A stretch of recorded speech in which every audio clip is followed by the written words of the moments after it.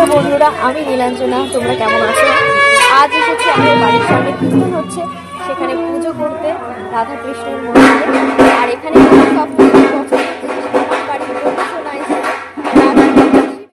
আমার শ্বশুর বাড়িতেই আমার প্রথম রাধাকৃষ্ণ মন্দিরে পুজো দেওয়া। আমার সব থেকে ভালো লেগেছিল আমার গোপু সোনাকে দেখে। আমার বাড়ির গোপু সোনাকে আমার খুবই মনে পড়ছিল।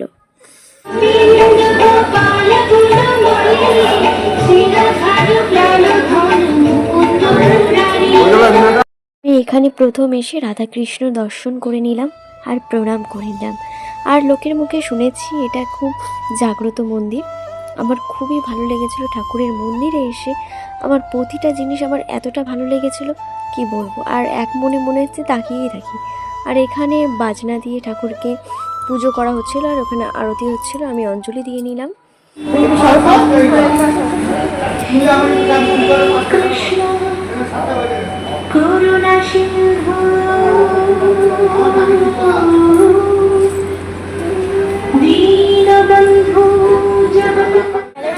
আমরা এসেছি আমাদের বাড়ির সামনে, এখানে বাড়ির পুজো হচ্ছে।